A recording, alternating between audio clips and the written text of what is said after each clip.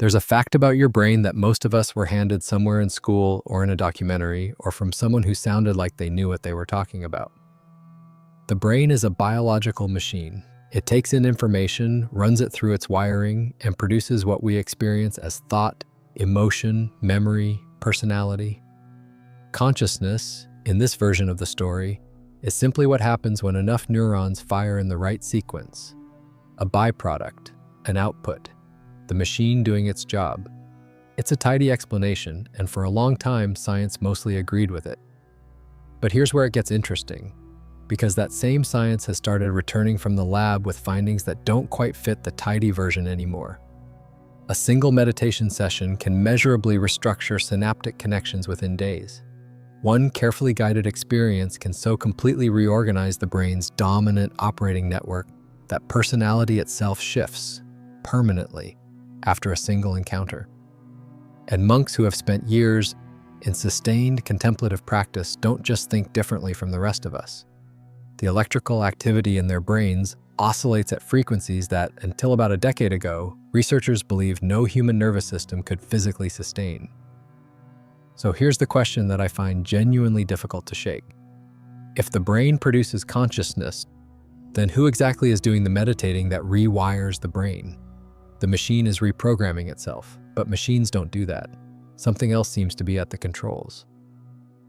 Before we go any further, I want to be honest with you about something. What we're about to explore draws from neuroscience, from quantum physics, from ancient non-dual philosophy, and from contemplative traditions that predate modern science by thousands of years.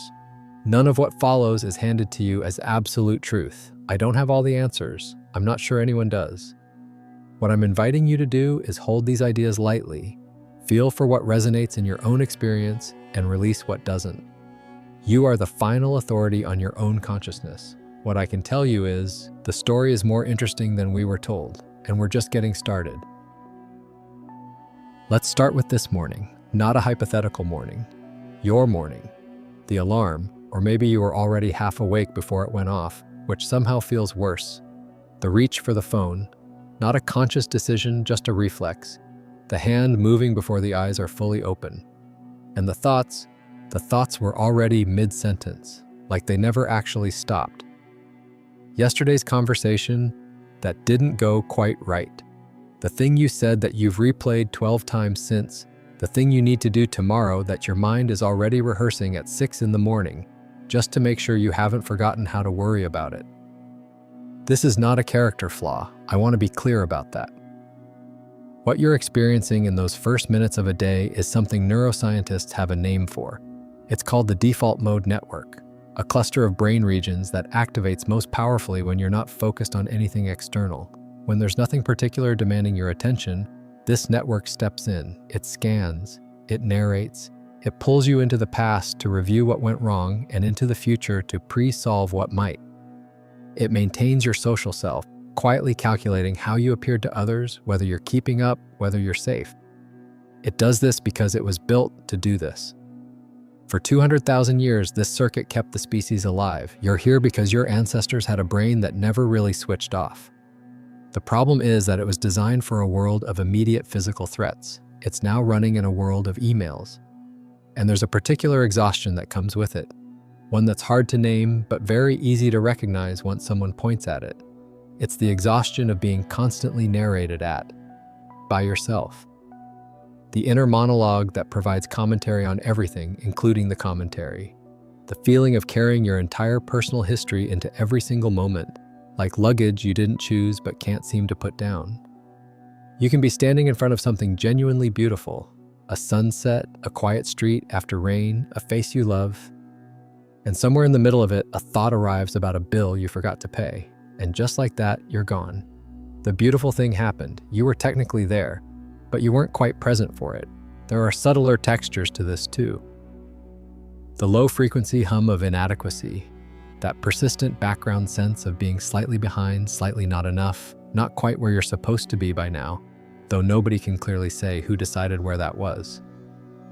The exhausting performance of selfhood, the quiet labor of managing how you appear, calculating each interaction for subtle signals of status or safety. the strange loneliness that can exist right in the middle of a room full of people. Because what they're responding to is a version of you, carefully curated, and not the actual unfiltered experience of being you. And then the recursive trap, which might be the most disorienting of all. Thinking about your thinking, worrying about the fact that you're worrying, searching for solid ground beneath the thoughts and finding only more thoughts. None of this is personal failure. It is a collective neurological condition.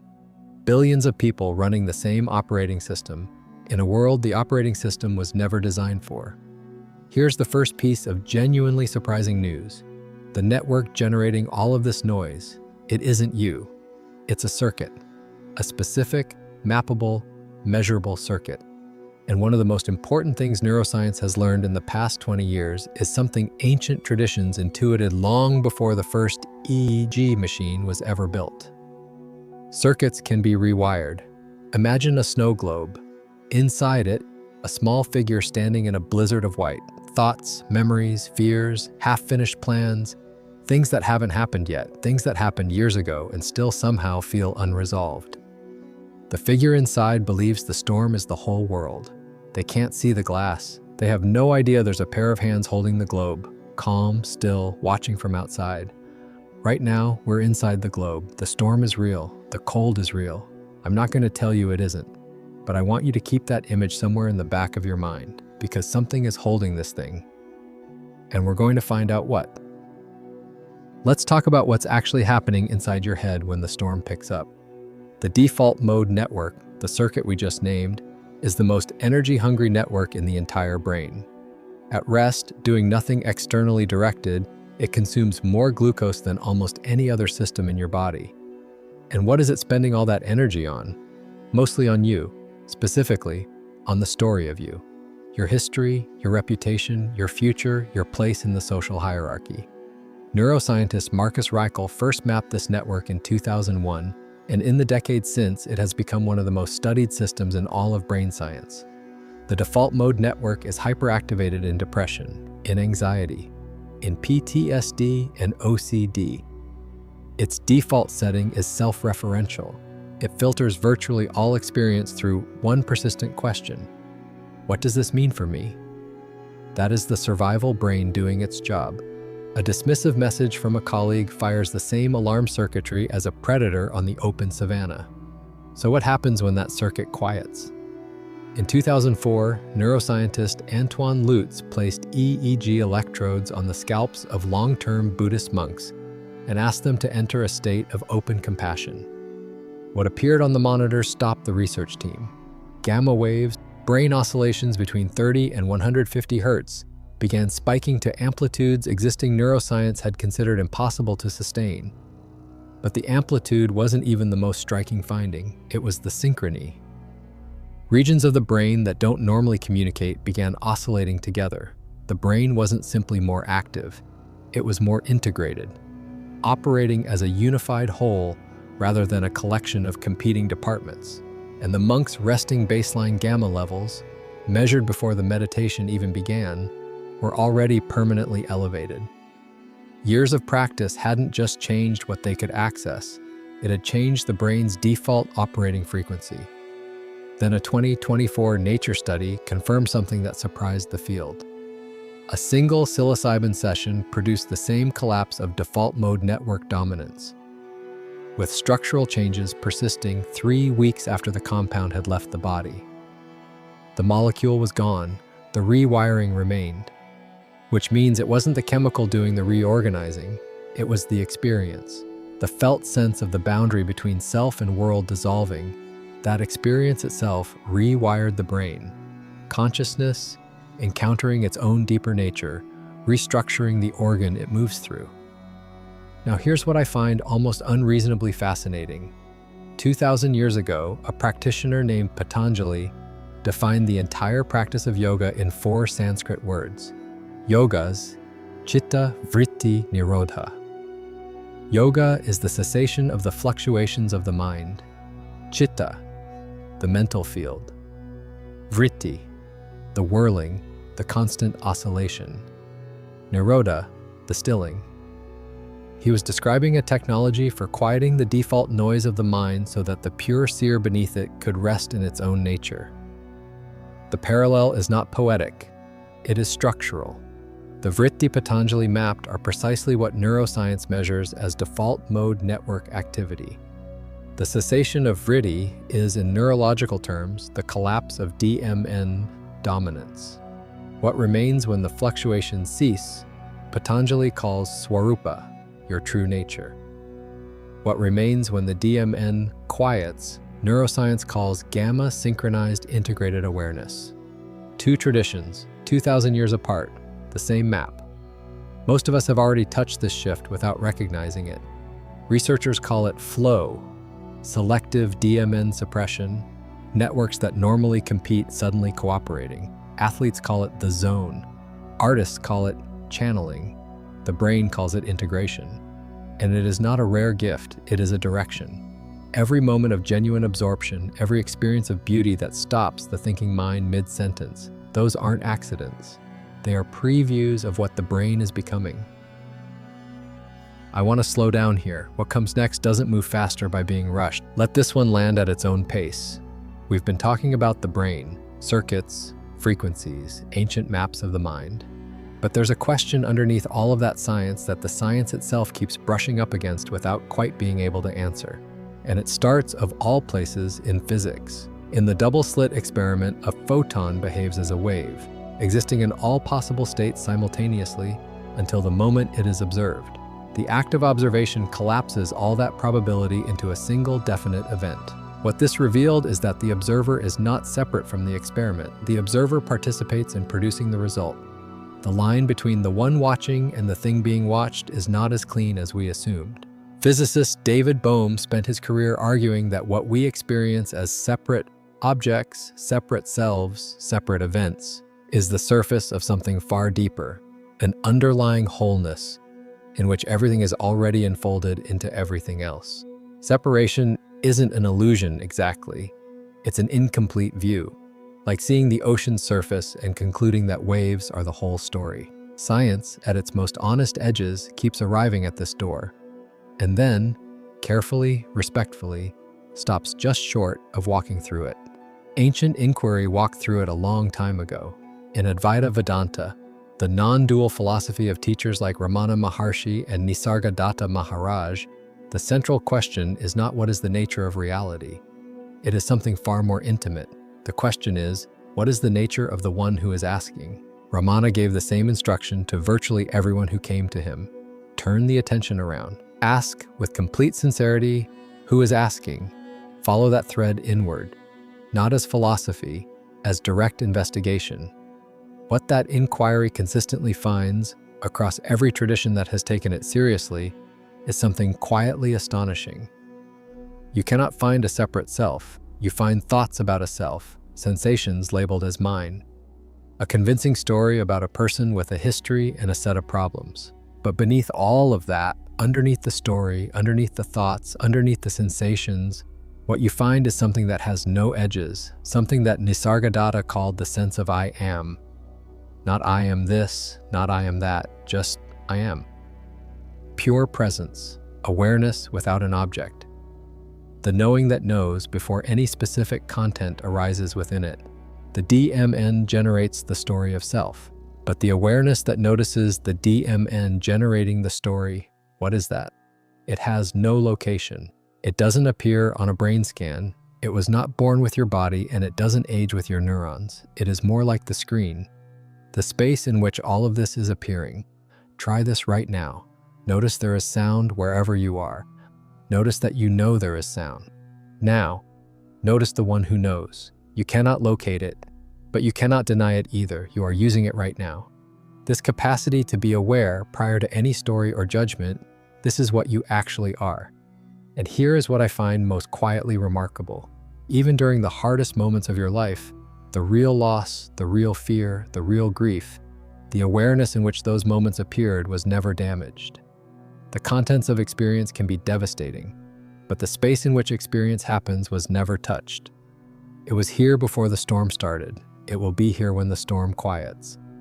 The brain does not produce consciousness the way a generator produces electricity. It is closer to the other way around. The default mode network is a weather system passing through awareness. Brain version 2.0 is not a hardware upgrade. It is the brain becoming transparent to what has always been looking through it. So what do you actually do with any of that? It's a fair question, because a recognition that never finds its way back into the texture of an ordinary Tuesday isn't really useful to anyone. The invitation isn't to float, it's to bring something back. The anxiety, the overthinking, the low-grade sense of being slightly lost. None of that is a personal deficiency. It is the default mode network operating without conscious oversight. The education system taught you how to think. It didn't teach you how to notice that you're thinking, which turns out to be an entirely different and more fundamental skill.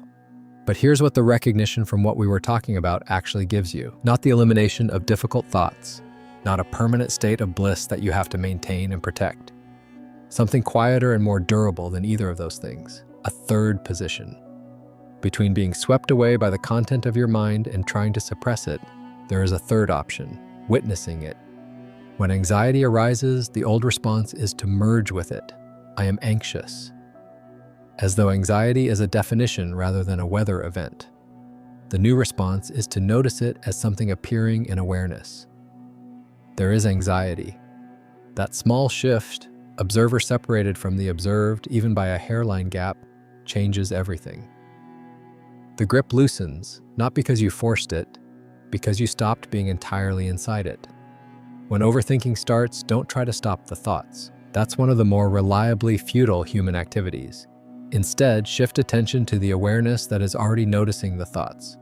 You cannot think about the thinker without a brief silence appearing underneath the question. That gap is the entry point. You don't need to widen it, you just need to notice it exists.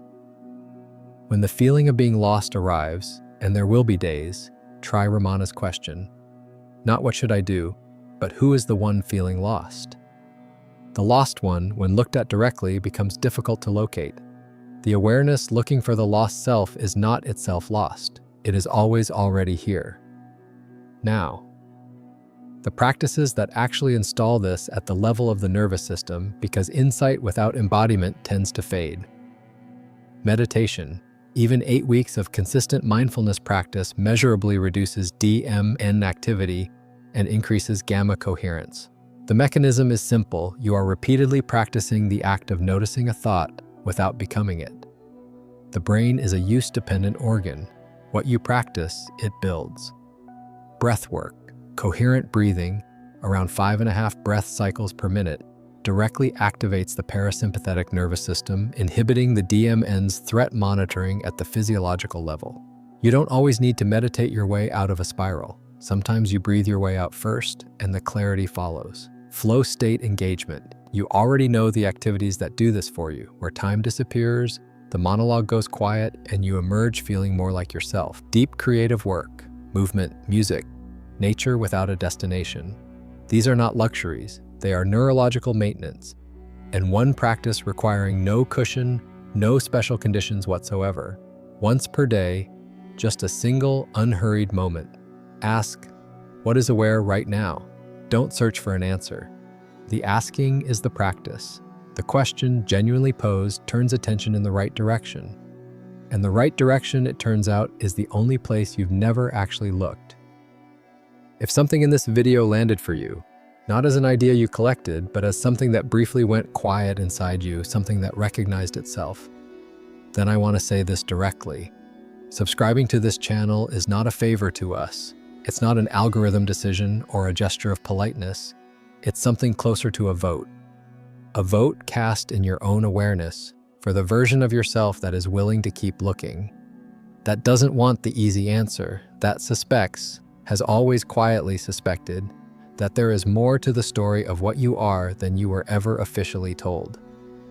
Every video on this channel is built for that one. The one who is still asking, the one who feels the question more than they need the answer. If that's you, stay with us. The journey doesn't end here. It actually starts to get interesting from here. And if you arrived at this video still inside the storm, that's not a problem. That's exactly where the path begins. Thanks for watching.